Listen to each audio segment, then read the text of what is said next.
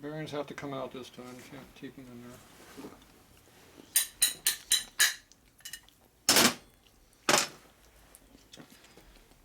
there. Back down to 0. Okay, so we got our little washers figured out. Looks like the one stayed in there. Yep, it did.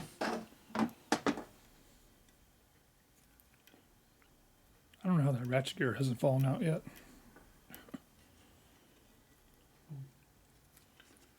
Because I put it in there. Maybe. See that one? Yeah. Comes out like that. I can't. You have to be right in the center. No kid, man. One side or the other just come out. You gotta get it right in the right spot. Well, obviously it works when you do it right. So when you put this back in, you got to put this back in there like that, and you got those trigger bolts in there. Get up there close and look at those. I had to replace those. You got to put that in there, and you have to push it in, like pull back. You got to push it in and then rotate it up until it compresses the spring. And still have the fat one on the bottom. Well, if you want to work correctly, but the way you do it is you just take your gear right here and do it that way. I brought my installation tool. Installation tool right here. Same tool. What tool you use? Same one. I just have a spare. Oh. So the notch goes up, not down. So you have to put this thing in here. Clear everything, obviously. Oh, you made that look easy. It ain't in yet. There we go. Clear your high gear. There, now we're in. So you gotta make sure this is turned at 90 degrees so it's got room to go in. Compress it, shove it in, and then rotate it up. Huh. Remember I put a little wrench on it before? Yeah. A little extra leverage.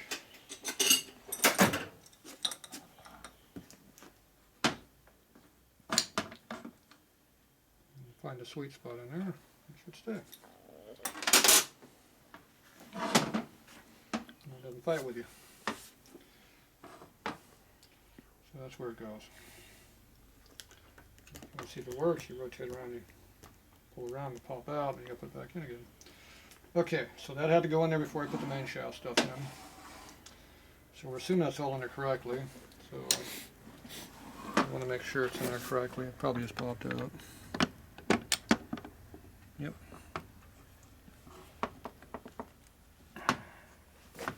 Okay, it's in there again. Okay, you want to make sure you got spring on the shaft. You should have a little small spring should be in there. And if this gear does not go all the way against the race in here, then that means something fell out where it's not supposed to be. We're assuming the kicker's going to work right now. Going back in nice and free. So see how it's hitting right here? See how it's hitting heavy here, and then from here around it's not hitting. That's because this is sitting up high right here. And if I was measuring on this part here, it's tight. See here, it's loose. Or actually rubs because he's through here. So when you put this back in there, you might have been able to tilt it a little bit maybe. It might have been. It's got a shoulder it hits against in there. See, it's got a shoulder. So you have to show where you know where you're looking. Remember I told you how to zoom on this thing? So it goes like this, you can zoom right in, see? Ooh. So if you look at the plate and there's a shoulder right there. See, look in the camera. Mm-hmm. See right there, you get a shoulder. Now, we're assuming that the side I can't see is against the shoulder. If it's not, if it's kicked out right there, see this one's right against, there's no gap. If it's kicked out on the bottom, then that explains why this plate here is worn so bad right here, because it's definitely hitting here, not up. Any of this is not hitting. Your bolts are in here and tightened down, so I'm assuming you put it in the correct way. I never took it out. So that doesn't mean it's right, it doesn't mean it's tight. That's true. I didn't check it. I've had a lot of them that were loose when I was in there. But anyway, this one obviously is hitting here, so for whatever reason. But we set it up like this, so, but that's why it was loose up here in the feeler gauge and loose down here. It's not in there square. Right. So these are all things that you want to cross. Okay, our washer's still stuck in there, so that's good enough. So I can put all this stuff in there. You already got it stacked in here, but you can't just slide it in because that'd be too easy. So just kind of slip everything in there a little piece at a time. Kind of wads in there relatively easily. Oh, the dog even went on the shaft nicely. I didn't have to rotate it. It lucked out there. So everything's now in there like it's supposed to be. The next problem is got to make sure it doesn't rub hit too hard against this cluster, which we won't know until we tighten it up. Because right now that has to go together. Now, see how these are not engaged? Mm-hmm. That's because that's a reverse gear, not a low gear. It doesn't engage. That's what this gear is for. Oh.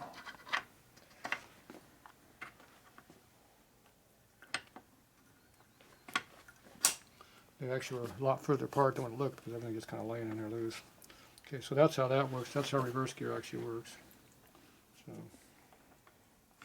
okay, so everything's in there now like it's supposed to be, as far as we know.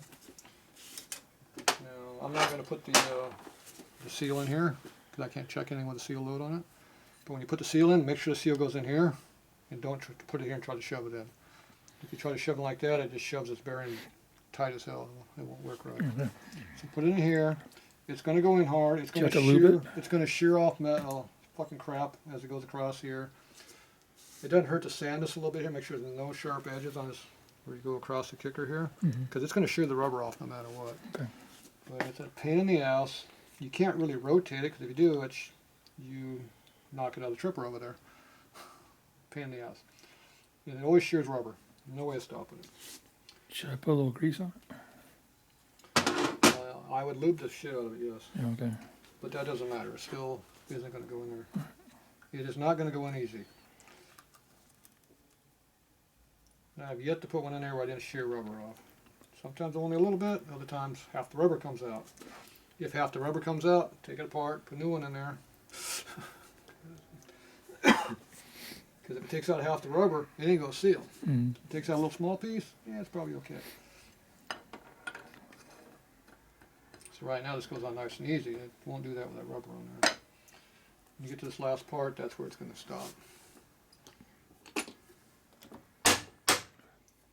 it's in there nice and easy, which is a good sign. If everything slips together nice and easy, it probably lines up and everything's good. If it's fighting you the whole time, there's probably something wrong.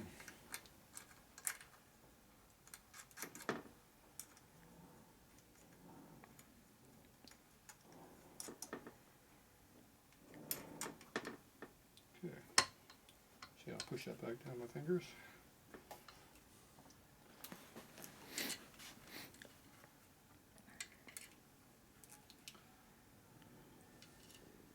Now don't tighten anything down until you get all these screws to this gasket, because the gasket likes to get in the way of the screws going in when things aren't right. Okay, this is not the black one. Remember, the black one goes on the bottom.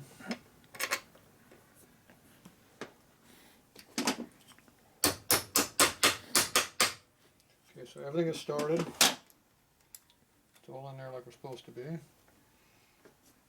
we got clearance here, which is good. That means these aren't bound up yet. That's a good sign. Everything looks like it's in there good. Make sure the dogs are in there correctly.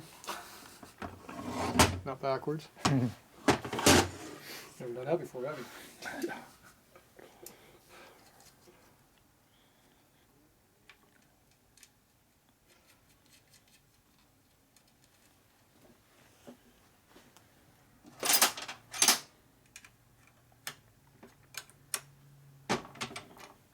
Same deal, always check it, make sure you're not binding.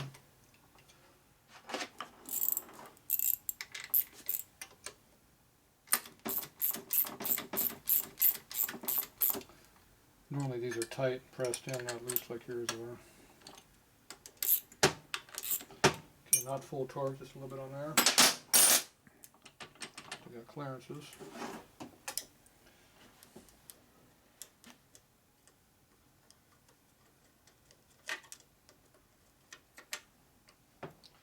And normally these are going in with an impact knocker, so I put mine in nice and tight.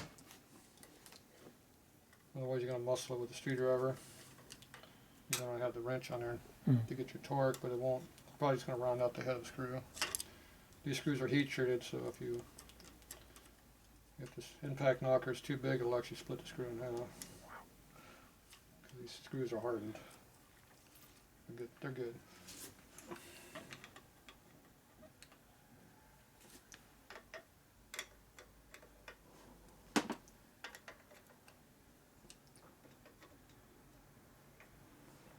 Okay, they're very tight. That got tighter, if you noticed.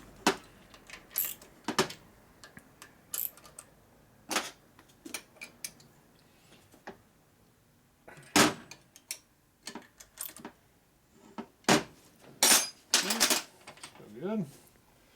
All right. Then we do the finger pokey deal. Put all the bearings in. Don't put them all on one side, work your way around. Just try to get 3 of them in there as soon as you can. See, they're a third apart. That means you're probably going to be okay in your center line. And that one, that means it's now centered. And just plug in all the holes in between. See how much better these are when they're not magnetic? Yeah. That's weird that they were magnetic. I haven't had them like that before. They were really magnetic too. Like a permanent magnet. I've had bearings where they're a little bit magnetic, but those are seriously magnetic. And if the bearings won't go in like that one, just kind of rotate the shaft a little bit. See, it wiggles and goes down. Refrain from trying to beat them and push them in. That's not good for the bearings. It easily screws them up. Bearing should fall in on its own, with a very light push with your finger.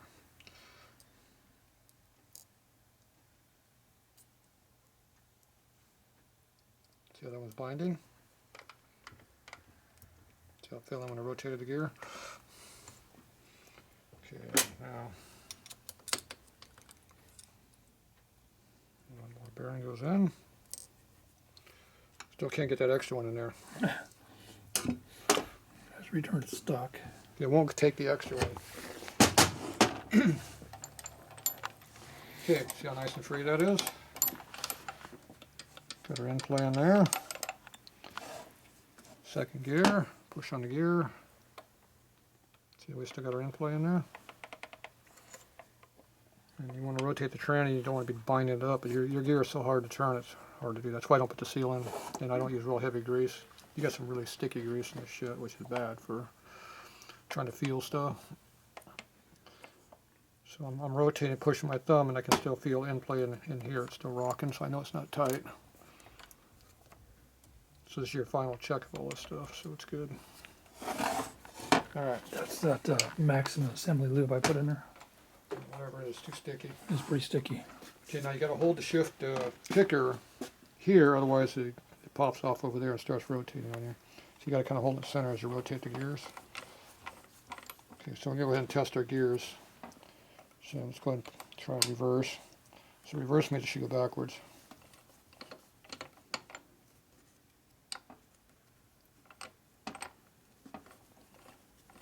If I go the correct direction, it goes backwards, see? I like going this other way. So you have to re-engage, you trip the kicker engage, so you can hold it back in the sweet spot. Okay, so I'm rotating this way and you watch the gear, it's going the other way. Okay, so we know that works. And it's turning the same drag that we got, there's no extra drag. Kicker just engaged. Damn it, fucking gear won't. There it goes, turn that gear. There we go. Okay, I gotta re-engage the kicker up here again. There, it's disengaged now. And see now the shaft is turning the same direction as me. That one worked. No drag, so it's working correctly. Yeah, we just engaged that one. It's getting easier now. The speed of the gear changes. And when you line up high gear, go into high. Okay, all 4 gears are working. No extra drag. You want to check the kicker out, see if it still works. Gotta get your kicker.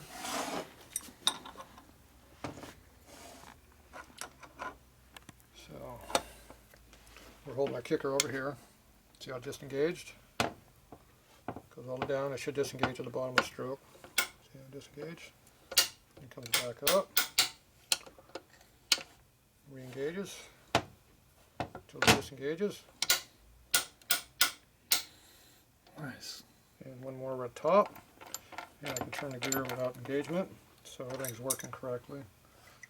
Not quite center yet. You can feel it when it goes over center. It's in the sweet spot right there. But as soon as you turn the gear, it's going to rotate on you. Yep. You have to put the spring on there to keep that from moving. Keep it disengaged. Oh, okay. Just have to cover on there to keep the kicker in the right spot.